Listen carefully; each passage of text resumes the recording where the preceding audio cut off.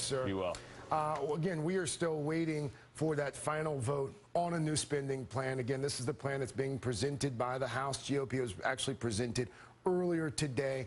They're hammering out some details now. There's a Rules Committee meeting going on as well. I want to bring in California's Republican Congressman Tom McClintock. Tom McClintock is standing by for me as well. I think Congressman McClintock is standing. There he is. Congressman, good to see you, sir. Good to see you, Craig. First of all, just walk us through what's happening right now inside the GOP specifically. What's going on in the conference meetings? What are the conversations like at this point? Well, the conversations are actually quite united. I don't think Republicans are divided on this. I think you're going to see a unanimous or near unanimous vote tonight on the next measure to keep the government open while we deal with the health crisis that's occurring with the implementation of Obamacare. What's the crisis again? Well, the crisis is, I'm getting flooded by phone calls, as are all members now. People who are seeing their health care plans canceled, the ones that they were told they could keep if they liked. They're seeing their premiums go through the roof. I've had complaints of over 300% increases in premiums. They're getting their hours cut back at work. Some of them are losing their jobs. We can't pretend that this isn't happening. Congressman, are you aware of a number of reports that surfaced last week that premiums were actually lower than what many were expecting? What many were expecting, but they are much, much higher than people are currently paying. Again, in some cases, 3 times as much.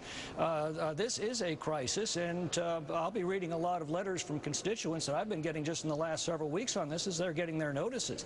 I think for a lot of people, this had been a distant theoretical discussion. They were told if you like your plan, you can keep it. They believed that. They tuned out of the whole discussion, and now they're learning that was all a lie. They're losing their plans. They're seeing their premiums skyrocket, and they're being cut back on hours at work. I don't mean to interrupt you, but what you're talking about now, you're talking about a health care law, Obamacare, that was not just passed, not just the law of the land, not just validated by the Supreme Court.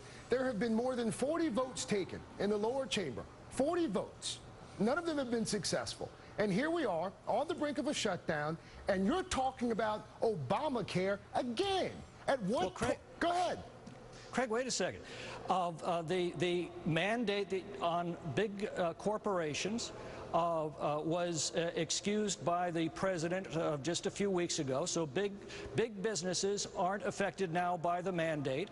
Congress has been shielded from bearing the costs of their Obamacare policies. That ought to be a wake-up call for everybody.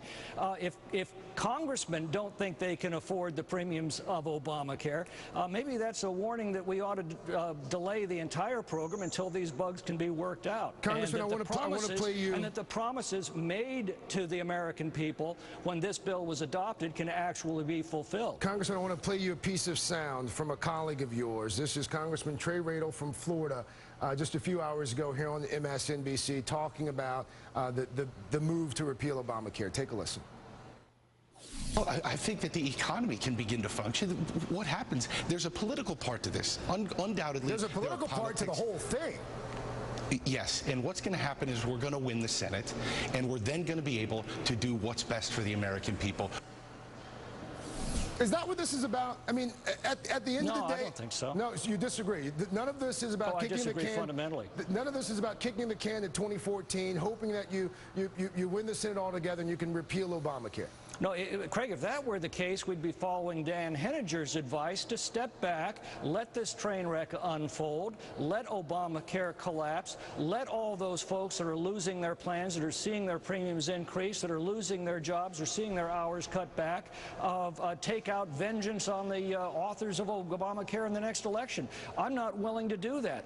Again, I've got a responsibility to my constituents, and they are being hammered by the unintended consequences of this law as it unfolds. That responsibility that you just mentioned to your constituents, is that a responsibility that should supersede the responsibility that you have to the larger body politic?